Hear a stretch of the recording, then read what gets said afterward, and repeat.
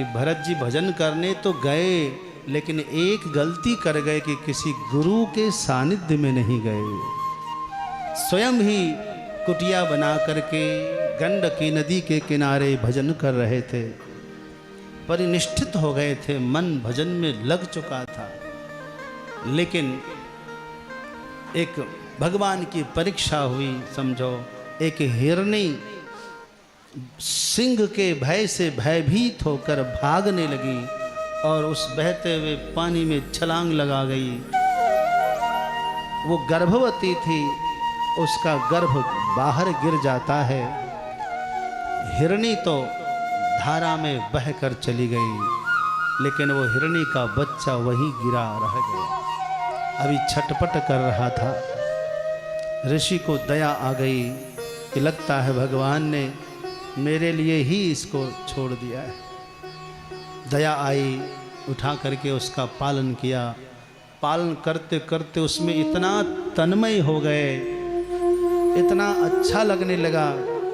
ये भोजन करने बैठे तो साथ में वह भी भोजन करने बैठे। यज्ञशाला में आहुति देने बैठे तो वो भी बगल में बैठ जाए। मन उससे लग गया। परिणाम यह हुआ, एक दिन हिरणी का बच्चा कहीं चला गया। उसकी याद में ऋषि बीमार हो गए। जब बीमार हो गए, लगा कि अब अंतिम समय आ गया, तो ऋषि हरि शरणम करने लगे। क्या करने लगे? हरि शरणम। और अचानक उसी समय वो हिरण का बच्चा कहीं से आ गया। जो देखा तो हरि से हरिण बोल गए। हरिण जो लपक के बोलना चाहा, पकड़ना चाहा, उठ के झटका लगा और प्राणांत हो गया। हमारा शास्त्र कहता है अंतमति सा गति। अंत में जो आप सोच लेंगे वही हो जाएंगे। अगले जन्म में हिरन बनना पड़ा, लेकिन स्मृति बनी हुई थी, इसलिए जल्दी ही शरीर छोड़ दिया। फिर से जन्म हुआ एक ब्राह्मण परिवार में। माता पिता ने नाम रख दिया भरत। लेकिन इस बार भीतर से जागृत है, बाहर से जड़ है। जड़ ज्यादा है, इसीलिए लोग उनको जड़ भरत कहने लगे। माता पिता समझा कर हार गए। गुरुकुल में पढ़ने भेजा। गुरुकुल समझाते रह गए, पढ़ाते रह गए। गुरुजी पढ़ाते थे, बोलो कौवा का, खरहा ख, गदहा ग। तो उसने सोचा कि पहले हरि शरणम कर रहा था और हरि से हरिण बोला गया तो हरिण बनना पड़ा।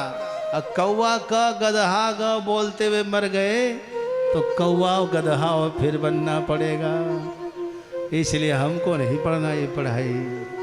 अरे कौवा वाला का, खड़ाओ वाला खा। ओ कौआ वाला का, खड़ाओ वाला खा। कौवा वाला खा, खड़ाओ वाला खा। हो कौआ वाला का, खड़ाओ वाला खा। गदहा वाला गा, गुरुजी का खागा। हो गदहा वाला गा, गुरुजी का खागा। हो कौआ वाला का, खड़ाओ वाला खा। कौआ वाला का, खड़ाओ वाला खा। हो गदहा वाला गा, गुरुजी का खागा।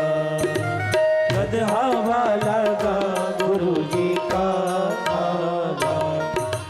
कौआ वाला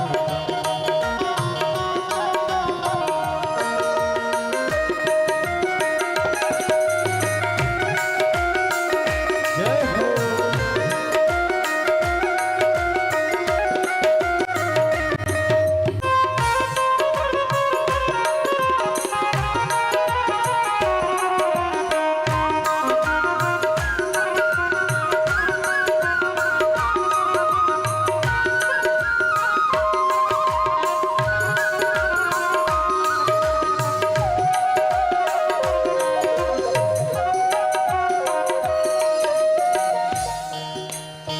नहीं पढ़े। माता पिता गुजर गए, गुरुजी ने भी आश्रम से बाहर कर दिया। घर में आए, भाभियों ने भी घर से निकाल दिया। खेत में खलियान में गए रक्षा करने, उनको सब प्राणियों में भगवान का रूप दिखने लग गया। तो चिड़िया पंछी सबसे कहे कि खाओ, राम जी की चिड़िया राम जी की खेत। भाइयों ने देखा, अरे हम तुझे रक्षा करने के लिए बैठाए, तुम्हारे लिए खाना लेकर आते, तुम चिड़ियों को खिला रहे, भागो यहाँ से। भगा दिया।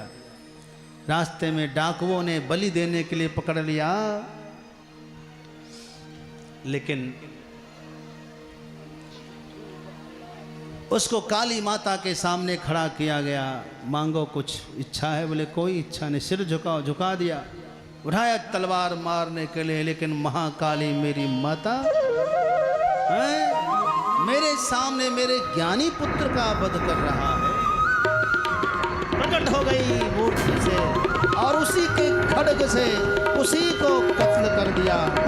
उनके साथ जितने थे सब का संहार कर दिया माता रानी। काली माता की। और देखा करे माँ ने मुझे बचाया है, प्रणाम किया, आगे बढ़े। सिंधु सौबीर देश के राजा गुरु की खोज में गंगा सागर जा रहे थे, लेकिन पालकी का एक कहार बीमार पड़ गया, इसी को लगा दिया। अब इनकी चाल तो अलग थी, ये चींटियों को देख करके उछल जाए, राजा को चोट लगे। आखिर में उसने समझाने की चेष्टा की, लेकिन देखा कि ये महापुरुष कुछ बोल नहीं रहा। हाँ, वो कहता है, आहा, नाहम बिभेमी सुरराज वज्रात न वृक्षशूलाद यमाग्नि सूर्या। हे महात्मन, मैं देवराज इंद्र के वज्र से नहीं डरता, शंभु के त्रिशूल से नहीं डरता, यमराज के कोदंड से नहीं डरता। कहाँ तक बताऊं, जल से, अग्नि से, पवन से, किसी से भी नहीं डरता, लेकिन शंके भृशम ब्रह्म कुलावमानात्। यदि डरता हो तो किसी ब्रह्म कुल से, किसी ब्राह्मण से डरता हूँ, उनका अपमान ना हो जाए, उनका तिरस्कार ना हो जाए, बहुत डरता हूँ। और हाँ, आप कौन है महात्मन? तब उन्होंने कहा कि राजन, मैं भरत हूँ। भरत? भरत कौन से भरत? अरे जिसके नाम पर ये भारत वर्ष है वही भरत हूँ। कहा वो तो चल बसे। बोले मैं ही था पहले। अच्छा एक बात बताओ, ये बताओ कि भरत मुनि कैसे गुजर गए? बोले उनके पास एक हिरण था, हमने सुना कि उसी हिरणी के याद में, हिरण के याद में उनके प्राण निकल गए। का बच्चा बताऊं, वो हिरण का बच्चा तू ही है। तुम ही वो हिरण का बच्चा हो। साधु के संग करने से तुम आज राजा बन गए, और तुम्हारे चक्कर में मैं ही हिरण बन गया। अब मैं हिरण बनना पड़ा।